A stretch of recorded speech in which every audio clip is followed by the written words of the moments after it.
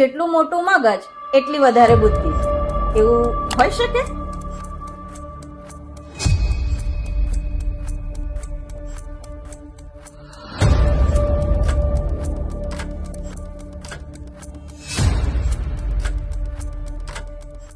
બાળ મનોવિજ્ઞાન એટલે બાળકના બાળપણથી લઈને તરુણાવસ્થા સુધીના માનસિક, શારીરિક અને મનોવૈજ્ઞાનિક વિકાસનો અભ્યાસ.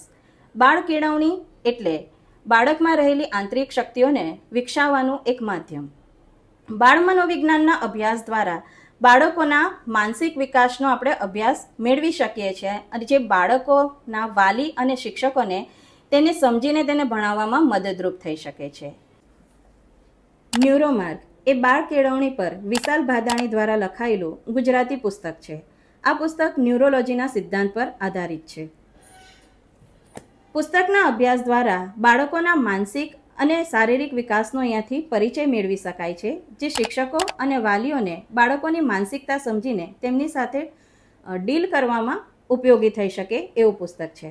આપણી સાથે નારાયણ વિદ્યા વિહારના આચાર્ય ડૉક્ટર મહેશભાઈ ઠાકર ઉપસ્થિત છે. ડૉક્ટર મહેશભાઈ ઠાકર શિક્ષણવિદ છે. ઘણી બધી શૈક્ષણિક સંસ્થાઓ સાથે તેઓ માર્ગદર્શક તરીકે જોડાયેલા છે. ઘણી ગુજરાતની નામાંકિત સંસ્થાઓ દ્વારા તેમનું સન્માન પણ કરવામાં આવ્યું છે. આપનું સ્વાગત છે સર. ન્યુરોમાર્ગ એટલે કે બાળ કેળવણીનું એક્સપ્રેસ વે. આપણા મગજ વિશેની કેટલીક ભ્રામક વાતો વિશે આપણે પરિચિત છીએ, તો આવા જ કેટલીક બાબતો પર આજે આપણે ચર્ચા કરીએ. સર, હું આપને એક પૂછવા માંગુ છું કે એમ કહેવાય છે કે આપણા મગજનો આપણે 10% જેટલો જ ઉપયોગ કરીએ છીએ. શું એ સાચું છે? આપણે આ આખો ક્રમ વિશાલ ભાદાણી લિખિત પુસ્તક ન્યુરોમાર્ગ ઉપર જ ચર્ચવાના છે. તેમાં દર્શાવેલી કેટલીક બાબતો પ્રમાણે આ પ્રશ્નનો ઉત્તર ના આવે, કારણ કે એમાં એવું કહેવામાં આવ્યું છે કે આપણા મગજના બંને ભાગો સંપૂર્ણપણે સક્રિય હોય છે. હા, ક્યારેક એવું બને કે કોઈ એક કામમાં એક ભાગ સક્રિય હોય, એક ભાગ ન પણ હોય, અને ક્યારેક એવું પણ બને આપણા શરીરમાં પણ કે આપણા હાથ કામ કરતા હોય ત્યારે પગ બંધ હોય એવું બની શકે.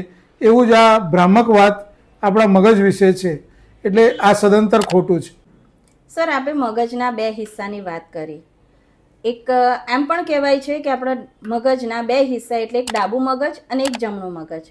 તો એવી પણ એક માન્યતા છે કે આપણું ડાબું મગજ જે છે એ તર્કનું કામ કરે છે અને જમણું મગજ જે છે એ કલ્પનાનું કામ કરે છે. તો એ કેટલું યોગ્ય છે? આ પુસ્તકમાં જણાવ્યા મુજબ ફંક્શનલ કનેક્ટિવિટી એમઆરઆઈમાં એવું દર્શાવવામાં આવ્યું છે કે મગજ સંયુક્ત રીતે કામ કરતા હોય છે. બંને મગજ અલગ અલગ કામ કરતા નથી. વાસ્તવમાં એ સંયુક્ત નેટવર્ક છે અને આપણે આપણી સમજ માટે ડાબું મગજ અને જમણું મગજ એવા 2 ભાગ કરેલા છે. ખરેખર આપણું મગજ સંયુક્ત રીતે જ કામ કરતું હોય છે, પરંતુ આપણે એના 2 હિસ્સામાં વહેંચી દઈએ છીએ. એવી જ બીજી એક ભ્રામક માન્યતા એવી છે કે કેટલાક જોઈને શીખી શકે છે અને કેટલાક સાંભળીને શીખી શકે છે. તો એનામાં કેટલી સત્યતા રહેલી છે? દરેક વ્યક્તિ અલગ છે, એટલે એની શીખવાની પદ્ધતિઓ અલગ હોઈ શકે, પરંતુ અત્યાર સુધી કોઈ એવું સંશોધન નથી આવ્યું કે ચોક્કસ પદ્ધતિથી શીખવવાથી બાળકને વધુ આવડી શકે. એટલે આ વાત પણ ખોટી છે. ખરેખર શીખવવાની પદ્ધતિ પર આધાર રાખતું હોય છે કે બાળક કઈ રીતે શીખે છે. એ એની પોતાની માનસિકતા છે અને એનો પોતાનો સ્વીકાર હોય છે. બીજો એક વાત એ પણ છે સર કે ઘણા એમ કહે છે કે એક સાથે ઘણા બધા કામ કરવાથી આપણે ઘણું બધું શીખી શકીએ છીએ અને ઘણી સરળતાથી કામ કરી શકીએ છીએ. તો એમાં કેટલી સત્યતા રહેલી છે? ના, એવું બિલકુલ નથી. કારણ કે આપણે જ્યારે મલ્ટીટાસ્કિંગ કરીએ છીએ ત્યારે વારંવાર મગજને એકાગ્રતા બદલવી પડે, એટલે મગજ થાકી જાય.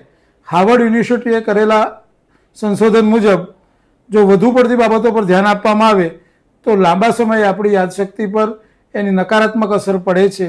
ખરેખર એ પ્રાકૃતિક નથી, એટલે એમ કરવા જતાં મગજને હાનિ પહોંચે છે એવું દર્શાવવામાં આવ્યું છે.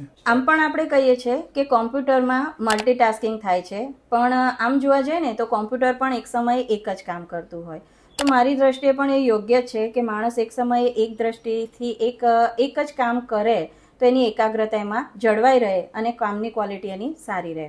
સર, બીજું પણ એવું કહેવાય છે કે જેટલું મોટું મગજ એટલી વધારે બુદ્ધિ, એવું હોઈ શકે? ખરેખર એવું ન હોઈ શકે.